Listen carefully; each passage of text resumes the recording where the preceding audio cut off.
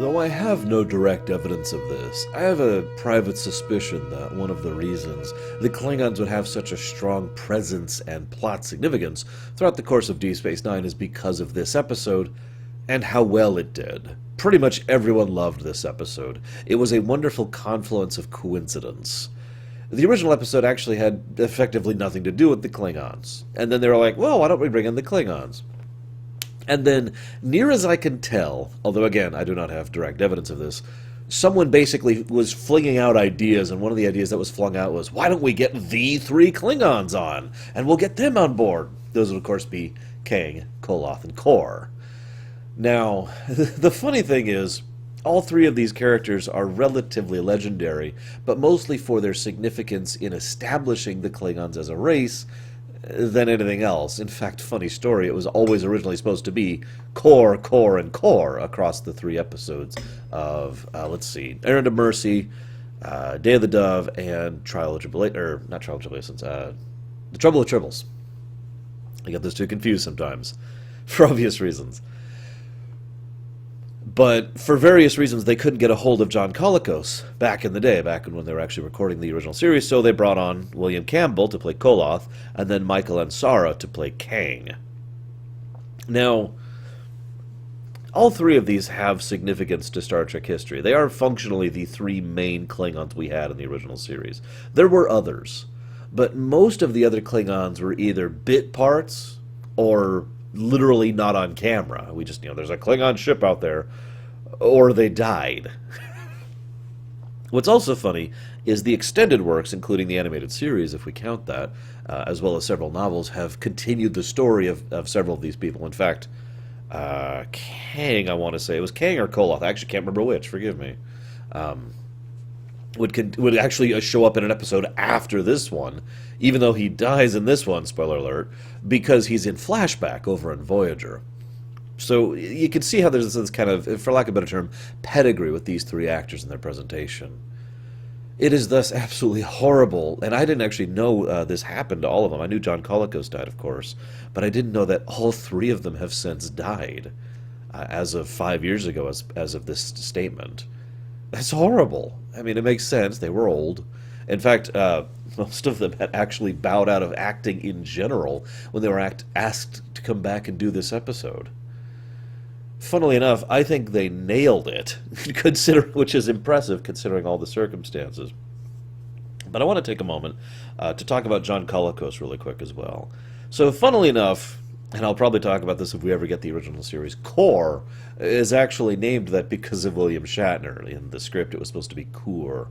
And if you pay attention in this episode, they kind of vary the pronunciation kind of in between Kor and Kur, because the two are actually pretty similar to each other. But what I also like about Kor in this episode is that he was originally supposed to die. Now, I don't think this is spoiling.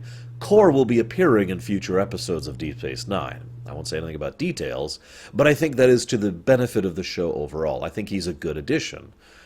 And the only reason that happened is because Colicos insisted that Kor has to live. If this is this grand tragedy Shakespearean thing they got going on, Kor has to survive.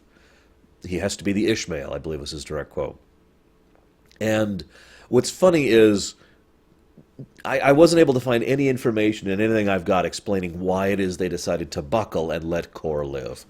But I'm really glad they did, because Kor also has one other interesting thing about him. And I wonder if this is partially related. In fact, John Colicos himself wondered this too, now that I think about it. Kor is the first Klingon. No, I don't mean in lore. Of course I don't mean that. No, I mean Kor, there actually is a first Klingon in lore. I can't remember his name. He's part of the Klingon mythos. But Kor was the first real Klingon we, the audience, ever saw. It's actually weird to think about. And again, I'll talk about this if we ever get to TOS. In historical context, given how Klingons are basically like the number 2 or 3 species among Star Trek, right up there with Vulcans, that it wasn't until Day of the Dove that Klingons existed. And they were just sort of introduced out of nowhere, and also, consequently, were introduced in a way that implied that the Federation and Starfleet had already had interaction with them many times before. And, they would, of course, be fleshed out Whether for better or worse is up to your opinion. I'm not willing to lay judgment on that. But they were fleshed out over the course of the years into becoming the Klingon people. Now, I personally think that Klingons, just to talk about this briefly, sometimes have the problem that the Vulcans do. Because I think that too many writers, well, I shouldn't say too many, but there are several writers who just don't understand the species. Now, you're going to get that with shows like Star Trek, where you have dozens of different writers, some of whom are basically sending in scripts and then having it rewritten. I mean, I've talked about this process over the TNG side of things. This is still true as of DS9. This will still be true as of Enterprise. That policy didn't get really changed until much more recently in the history of television development. So you get some people who look at Vulcans and say, well, they're emotionless. But that's not true. That doesn't get the nuance or subtlety or any shadings of what a Vulcan actually is. And then some people, some writers will look at the Klingons and say, they're warriors, which again, just doesn't get across what exactly the Klingon people are. The idea of total cultural obsession with warrior culture is something that, in my opinion, is doing a disservice to the Klingons as a people. It turns what is effectively an actual developed race, at least sometimes, into a race of hats. And I don't like that. So I think we have a little bit better presentation of the Klingons here. Which brings me to my next point. I love the idea that Odo is the kind of person who is capable of dealing with Klingons. He actually flat out says, this is a Klingon afternoon. So you can tell based on his performance, credit to Rene Bergenois, that he's dealt with this kind of thing before. It's just like, oh, all right, there's Klingons I got to deal with again. He knows how to do it. He handles Kor magnificently. He's like, all right, shut off the power. It's okay. You won. Grabs the bottle. You're good. You can go and join the celebrations now. And Kor's like, excellent. I also love that Kor is portrayed as a slavering drunk, because he's not. No, seriously. Kor is basically, I hate to use this phrase again, the Columbo of this episode, and of the Klingon trio in general. Kor is the one who appears to be slovenly, drunk, stupid. But he's not. I mean, he's slovenly and he's drunk, but he is not stupid. In fact, he pays very keen and close attention to everything going on around him pretty much continuously, and immediately and correctly deduces things multiple times throughout the episode. He has absolutely no trouble keeping up. And I think it's no surprise that the one who was quietly, basically, if I was to use it like a Zelda kind of a thing, he would be wisdom of the trio. With Koloth being courage and Kang being power. If I had to divide it up that way. I know that's a weird comparison. I don't know how many of you how many of you play Zelda. But I think that's a good way to difference out their particular specialities. That especially comes true in some of Dax's scenes later, but I'm getting a little bit ahead of myself, so let's rewind a second. So Odo puts Kang in the drunk tank. And I found myself wondering, and I know this is just the setting builder in me, but I look at this like, what would Klingon customers be like? Like, wouldn't that be awful? Now, Klingon culture, which I will do a much deeper dive of in the future when it becomes more relevant, probably on TNG, I'm thinking. I haven't 100% decided when I'm going to do that deep dive into Klingon culture. It needs to be discussed at some point. All I'm going to say right now is Klingon culture exists in a continuous pseudo-Darwinian nature. Not a literal Darwinian nature, but it can bleed over into that based on circumstances. There's a natural gravitation towards what I like to mentally think of as fake honor. Fake honor is political brownie points, functionally. It is how well you are perceived, how much clout you have, how much influence you have amongst the group, amongst the societal norm for whoever's in charge and whoever's around you. And I know that sounds like a weird statement, but if you actually look at the episodes that are properly written about the Klingons, in TNG especially, as well as DS9, you see that the Klingon culture is immensely political. Probably one of the most politically driven cultures we see across Star Trek. Which is saying something. Now, I bring all that up because, like, a Klingon customer basically expects to challenge, assuming they're not an idiot, they expect to challenge the person selling them or the product or service and say, you, rah, and they expect to be challenged back. You have to more or less literally prove your worth to sell this to me, is kind of the mentality, because that's how Klingons interact with each other. Now, obviously, not all Klingons do that, but you could just see that happening, right? I bet you could just picture it. Ah, you will sell this to me for half price, or else I will flay the tongue from your body and tie it around your ankle and then use it as a bat'leth and... right? Okay, maybe not that far, but you get it, right? I will eat your heart. Huh? And what that Klingon is expecting is either for them to cower, in which case they win, or for them to push back, in which case that other person has now earned some of their respect. And they'll probably reward them, quote-unquote, with increased business. I'll go back to that merchant because they're honorable. Now, the reason I call that fake honor, and again, we'll do a deep dive later, is because in my mind, it isn't actually honor. Honor it could be replaced with almost any other word that functions as a currency, and it would still apply in the exact same way. There are precious few Klingons who think in terms of actually being honorable, as in doing something that is the right thing or the correct thing as an intangible benefit, rather than the tangible realities of pragmatism. No, what the Klingon honor usually is currency, like just to put it as bluntly as possible, just an intangible currency. What is your current honor level? Like, if we put this in RPG terms, I've actually thought many times about an RPG where Klingons literally have an honor rating, and your interactions change it, which changes how other people interact with you as far as the Klingon culture. Anyways, that's basically your honor level, and it can go up and it can go down. So, I like to think that most people, especially in the earlier days when the Klingons first started reaching out to international trade, didn't know any of this, and were just like, oh my god, and thus, I have to wonder how exactly the Klingon external economy functions at all. Like, internal economy, sure, they all know the rules, they all play by the rules, but then a Klingon goes to bargain with, I don't know, a Ferengi named Quark, and Quark's just like, and all Quark knows to do is to call the feds, or in this case, Odo. Anyways, enough diverging about Klingon customers. So, he puts him in the drunk tank, and then Koloth shows up, and is kind of awesome. I love the directing of the scene, by the way. Odo is like, I don't know, sits down. And then you just see the shock on his face, because he knows someone is there, and he is shocked that someone has snuck into his office. He's like, how did you get in here? I am Koloth. That doesn't answer my question. Yes, it does. I liked that. That was good stuff. And then we're going to skip forward a little bit, because Dax's reaction to each of the Klingons as she interacts with them is good stuff. This is when I want to really give praise to Terry Farrell. Now, in no way do I want to sound like Terry Farrell's a bad actress. Quite the contrary, actually. I think she does a really good job, given how relatively early in her career DS9 was. I also think that she wasn't given a lot of opportunities to do much. An unfortunate problem on Star Trek in general when decent actors aren't given a lot of breathing room. See Garrett Wang, or Robert Beltran, or Gates McFadden, arguably even... it's so hard for me to rattle off names in general. LeVar Burton. Hell, Michael Dorn didn't even have a chance to really stretch for a while over on TNG, right? It's not like these actors can't act. Quite the contrary. Pretty much all of them have proven their salt. But too often the writers don't give them a chance to stretch.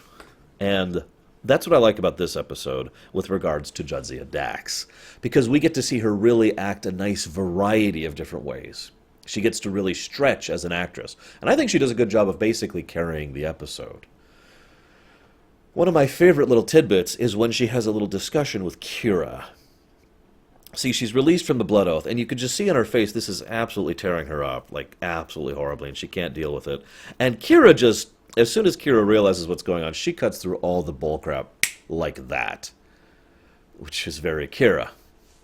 And she sits down with her, and she's like, all right, look, who are you planning to kill? And Kira's only argument, and I found this amusing, Kira's only argument was, that's not your fight. That was Curzon's fight, not yours. I'm not going to do yet another discussion of the Trill here, because this would get into the more metaphysical side of the discussion. Klingons tend to believe very strongly in concepts of the intangible, like honor, I mentioned earlier, fake honor, but also things like the soul or oaths, right? We've actually already seen this in TNG with, I can't think of the name of the episode, the exchange mission episode where Riker goes on board the Klingon ship. The Klingons place tremendous value on the value of an oath. You gave your oath, ergo, that has to be done. It's an intangible, but it's important. But how much does that apply to a Trill? That gets into a massive murky area, and it's no wonder that so many people argue rather strongly, this is not your fight, Jadzia Dax, because this was Curzon's. And yet, as we have discussed, the memories are quite intact. She has... This is not the first time this has come up, but I think this is the first time this really matters. I've always had the impression that Trill, joined Trill, have what is effectively perfect memory. If not of their own current existence, then of the existences of the previous hosts. Despite the enormous amount of time that has passed in some cases, they have crystal clear memory of events that happened 80 years ago, right? And that's pretty impressive in its own right. And that clear and concise of memories will seriously affect you. I mean, memory is one of the, if not the, most important thing in defining who and what you are. And the only reason I say if not the, or if the, is because we don't actually know. That's a matter that's still being debated in real life today. Even within the confines of fiction, we usually don't have a definitive answer for this. Let me try and explain this in a slightly different way. Let's say you're Bob. Bob's like, doo-doo-doo-doo-doo. And suddenly you die, but your memories are preserved perfectly. And you remember being killed by Evil Bob. I'm really good with naming things, you guys. Evil Bob has killed you, and you remember that incident and all the things that led up to that betrayal perfectly. Or rather, that memory is preserved perfectly. Then that memory is put into, functionally, a completely new person. How do you think that will affect them? I mean, they could intellectually say, that was not me, and yet they could close their eyes and see Evil Bob, and they're laughing, and they're joking, and then the stab, and then the pain, and then the death, because that memory was perfectly preserved and transferred forward into you. I would say, regardless of the nature of who and what an identity is, which is a massive murky thing I don't want to get into, I would say that without hesitation, that kind of a precise memory would significantly alter someone's perspectives or opinions on a matter. Which brings me to my next point.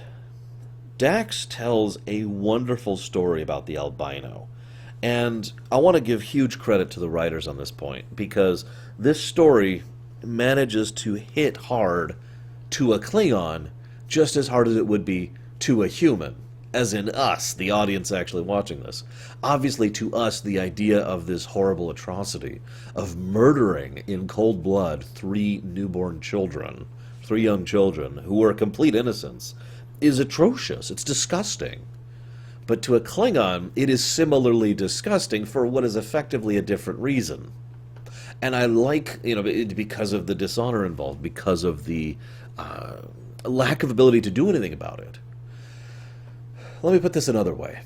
If the albino had walked up to a young man, Koloth's son, and said, I challenge you to a duel to the death, and fought him in fair and honorable combat and killed him, that would be a completely different matter. We as humans would still probably be bothered by that because of our sensibilities being different from a Klingon's. But a Klingon would not be as bothered by that as much, thanks to, as Dax points out, their courting of death. You treat it like a lover is an excellent phrase, really. Because Klingons really are just a little bit too accepting of death, in my honest opinion. And I actually agree with some statements that are made about the Klingon Empire in Season 7 about this. But again, we'll get there. By contrast, however, to be killed with no chance to defend yourself, with no chance to even be aware of the attack, just as part of a petty vengeance scheme, someone who was a non-combatant, which is usually a big deal to Klingons, someone who was, Klingons can lose themselves in bloodlust, but even to a Klingon, killing a non-combatant is generally considered to be dishonorable. So, and I know there's exceptions to that. So killing a non-combatant, killing them without any chance to defend them, killing them without any chance of retribution, it's basically like the most dishonorable thing possible, in addition to the fact that you killed their goddamn children. So you can see how this is just this horrifying thing to both sides. And that leads to the concept of vengeance. Now, before I really talk about vengeance, though, I want to talk about killing. Now, I usually make a very clear distinction between murder and killing. Most people do, although I've noticed most people's variation of the definitions between one and the other change based on the opinions of the individual. I imagine most of you actually have a different opinion on this than I do, just because, again, I've seen that. Um, for me, killing is more about the literal act of taking a life, regardless of circumstance. It's the baseline, right? Murder will always be killing, but killing is not always murder, kind of a situation, right? Whereas murder is more maliciously intended, directly involved. I am going after you to kill you because screw you, or whatever, right? I also usually define excuse me, as not having sufficient justification for it. For example, threatening to kick a kid off a cliff down to his death because he more or less accidentally trespassed into your territory. I know I'm never letting that go, for those of you who get the reference. That would be murder. But if you're in a massive battle with a bunch of enemy combatants and someone comes after you and you swing your sword at them and kill them, that's killing. You with me? Now, there's some grays in the middle, but I bring this up because Kira mentions specifically killing. Kira talks about how she had to kill during the occupation and how it made her uncomfortable to think about it and how she lost a bit of herself doing it. Now, I bring that up because it emphasizes something I find very interesting about Kira as a person. Something we've already known, of course, but something that is re-emphasized here because what Kira did was, at least functionally, justified. We can say with high certainty that most of the times that Kira killed, it was in self-defense or out of necessity, that it was not murder. You with me? Despite that, despite the necessity, despite the pragmatism of it, it still bothers her. That's important because what Jadzia Dax wishes to do to the albino is, quite arguably, justified. This man is quite literally a murderer. He murdered 3 innocent children. Just bam. As presented, there's no arguing this baseline. And thus his death, his killing, is far more justified, despite the far more deliberate intent and action. This is why I say definitions tend to vary, because they're specifically going here to kill him, which some people would qualify as murder. You with me so far? Anyways, I'm getting off topic. So despite the justification of this, it is still seen as something that is not good. And I like that, and I enjoy that. It's a little bit hurt by the fact that they kill like 20 guys on their way through there, but whatever. They're nameless mooks, they don't matter. But I want to bring up the concept of vengeance. That's the other topic I wanted to mention here. Vengeance is one of the easiest things to understand and one of the hardest things to control, because vengeance is all about emotion. Vengeance, so I usually define it, there's justice, revenge, and vengeance. Now, I'm not going to go into the specific definitions here because it's extensive. This is a long topic. I've talked about this over on Babylon 5, for example. But vengeance is usually about the emotional need to react to hurt. In other words, vengeance can easily dip into malice, but is not necessarily driven by it. Vengeance, in my experience, especially when it comes to fiction, is usually more directly driven by you. It's not so much, I hate you and want to kill you. It's, you have hurt me so much, I want to kill you. And that's a key distinction there, and it adds to why it is so relatable to understand the concept of vengeance. It's incredibly easy to explain. I'll explain it to you right now.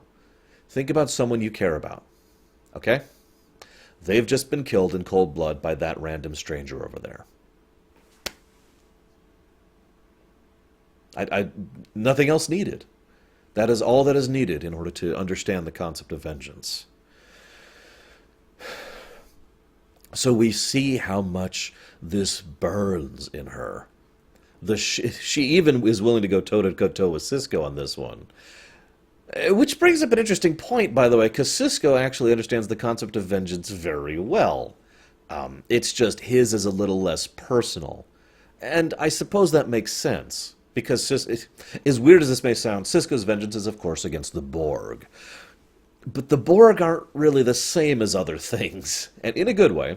But it means it's not like he can point to, evil Bob over there and say, you killed my wife, and you cost me my ship, and you destroyed my life. No, the collective did.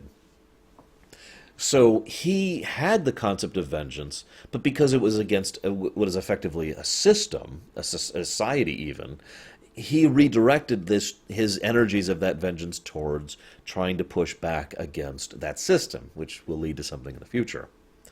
But I also mention this because even he was still consumed by that vengeance way back in Emissary. The way he reacted to Picard says everything. Picard was, of course, a victim of the Borg, arguably as much, if not more, than Sisko was. That's debatable, of course. And yet, Sisko still had that need for vengeance against him. It was only his strict sense of responsibility and duty that kept that in check, that brought him down from violent hatred to merely being incredibly rude to a senior officer. And that's why I find it weird that Sisko looks at this and is like, this makes no sense and I don't understand this. Because he should. Because he did. Anywho, so then there's the scene. I've actually kind of skipped past this, forgive me. There's the scenes where Dax convinces all three of them to let them go. This is another example of Terry Farrell being allowed to stretch a little bit. She's shown sorrow, she's shown anger, she's shown, the uncertainty and the fear. And now she gets to basically approach each of them in a different way.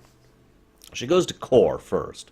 She pokes at his past and his pride, being unafraid to shame him, but also simultaneously just as eager to praise him, pricking him in just the right way to provoke him into action. Then she goes to Koloth. Now, Koloth tries to talk her down, but Koloth is not a talker. That's not what he's about. And so Koloth immediately is just, be gone, whatever. And so she grabs a batleth and starts fighting him, because Koloth understands actions and combat. And she even praises him right before it. Your hand would never slip. And indeed, he comes pretty close to actually injuring her there. Finally, we get Kang. Kang, she is very direct and very oppositional. By which I mean, she doesn't give him an inch. She doesn't compromise at all. She just says, this is what's happening. And she provokes him until finally he acquiesces to it, in what is effectively a fit of anger. As a quick aside, we hear that Curzon Dax did several relations, diplomatically speaking, with the Klingons. It is left somewhat in the air, but I find myself wondering how much Curzon was involved, or I should say, responsible for the increased diplomatic connections between Starfleet and between the Klingons, since we know that that was not actually fully codified until the loss of the Enterprise C. Anywho. So then, we're actually kind of at the end of the episode then. They go after the albino, which I have a couple things to say, and they use some strategy, which I have a couple things to say. So, the albino is an interesting character to me. He has extremely little screen time and effectively no establishment. And yet what we do see is very efficient in the way they portray him. The moment the explosion happens, he says, all right, we have to do this. They're finally here. Our weapons don't work. And he immediately, okay, look for a cloaked ship. It's probably hitting us with Tetrion beams. Get out there and hand-to-hand. If our comms don't work, walk out there and talk to them yourselves, blah, blah, blah. He gets on top of the situation almost immediately. It portrays someone who is very smart, but also very on edge. You kind of get this sense that the albino has been very tense for the last however many years it's been at this point. He also comes across as an incredibly selfish bastard. That particular type of slime villain, usually I qualify this as a type 3, someone who is just fully interested in themselves and absolutely nothing else, and sees no problem in discarding, hurting, or otherwise injuring those around them because screw them. Unfortunately, it does kind of raise an eyebrow how the albino is apparently incredibly well connected and well influenced and still has his own private little fortress in hiding, despite everything, in the Briar Patch, apparently. There's holes there that I wish could be fixed, but what can you do? The basic impression I get from this is a crime lord. Someone who still has access, connections, and power and influence, and of course, probably has tons of money still lying around.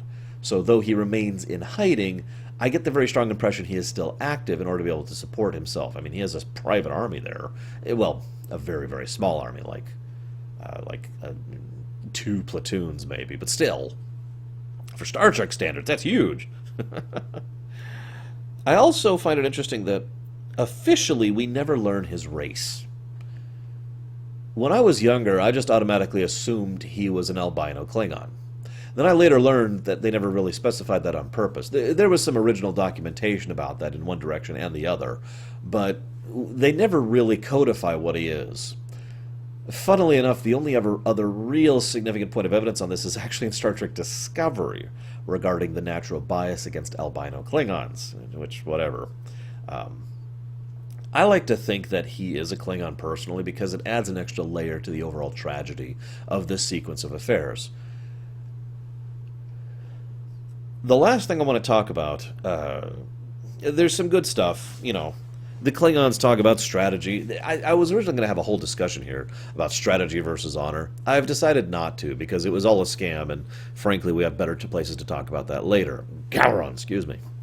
But what I do want to talk about is how awesome Koloth was for pretty much the whole battle. We don't know if he's actually here. I'll go ask somebody then. And then he goes and asks a very helpful scout if he's here. It's just good. I also like their strategizing session they have, both on the ship and down on the planet. Both of them feel technobabble light and sense-making, right? There's some good actual logic there that makes you believe that this is actually a plan for an actual battle of attack. Then the battle happens, it's cool. There's this great scene where the door busts open and the 4 of them are there. That was awesome. Koloth is the first to go down. Now, that makes a lot of sense to me. Remember I mentioned Koloth was courage amongst the 3. He's the one who charged in there and just did things. He's the one who action was what actually motivated him.